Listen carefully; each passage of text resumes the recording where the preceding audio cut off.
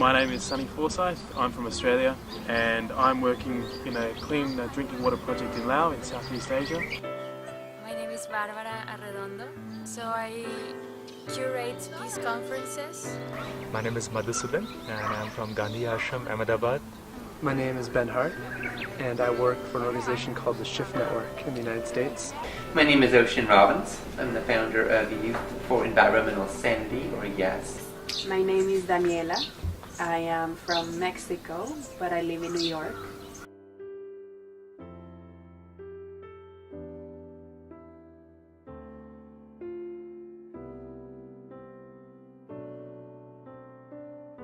We came to Japan to participate at the interfaith event Symphony of Peace Prayers, where all these religious leaders of the world came to offer their peace prayers for all the countries of the world in their own languages.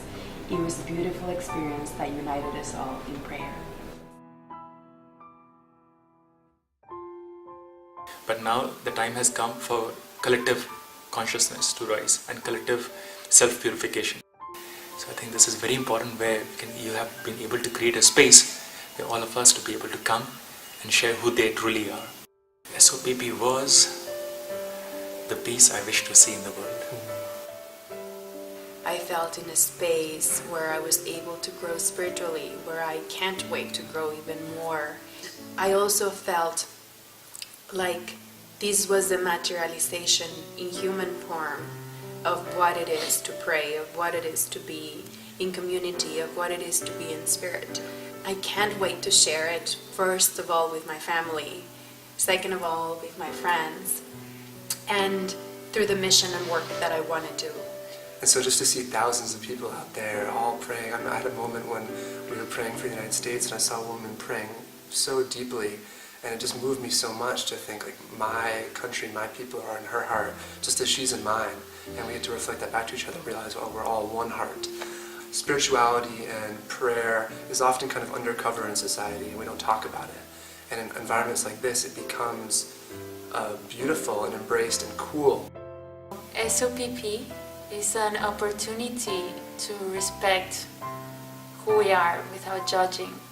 I really enjoyed listening to the prayers from the different religious leaders. I think that the vision from its birth, from its conception of SOPP being a symphony, today I got a chance to witness a part of that. Like this huge song, masterpiece, that was also being sung in different cities across the world at the same time. We gathered together, the religious leaders and the youth representatives and organizers of the event, to think and digest what it is to meet in peace. Anytime I sit down and have dialogue, I'm always struck by people who our backgrounds are so different and our life experience is so different, and when it really comes down to it, what we want and what we're creating and where we're coming from is totally the same. That it just connects me to being one human family. To create, this spiritual brotherhood and sisterhood and just this family that we felt in one another without knowing each other. It was really amazing, and that's not to say that there weren't points when we had discussions on each time I disagreed. I disagreed, of course I did. It's not about making people the same. And yet it's through kind of embracing that separateness that there's a connection or something along those lines.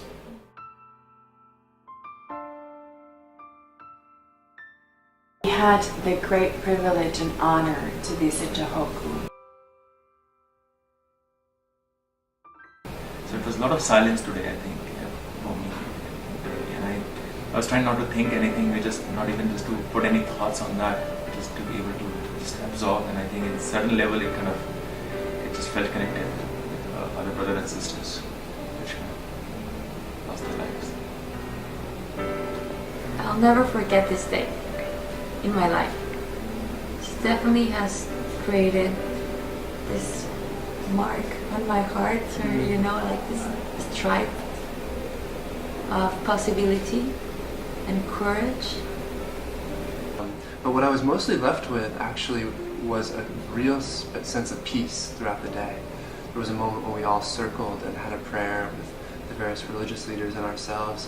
What I loved a lot about the Tohoku experience was going into the temple and just learning from the Buddhist monk some wise comments he had to say to us in regards how people were rebuilding their life and how people now were more hopeful, the ones that had survived.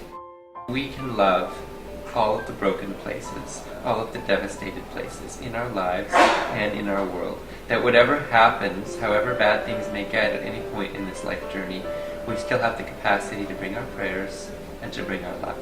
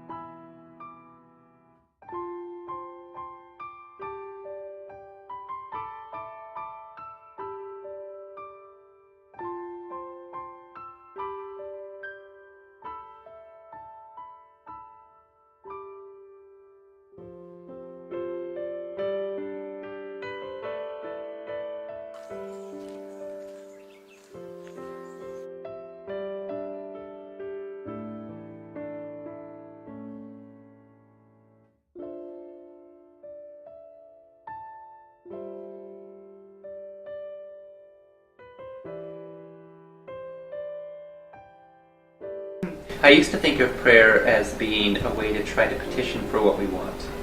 But I've come to think that it's actually a way of aligning ourselves. I feel like life is such a celebration and such a gift. You know, so much abundance, so much gift just sitting over here right now. It's getting this gift from the nature. So once we realize that we are a gift, then how do we pass on that gift? How do we pay it forward that gift to the others? Things, but here I just see people connecting their own individual responsibility or their own duty to a collective well-being, and I think that is something that the world can learn from Japan. Who you are is just something that we can all feel. So thank you for shining the light. The Japanese people, what can I say? I can say that I've loved you since I knew you existed.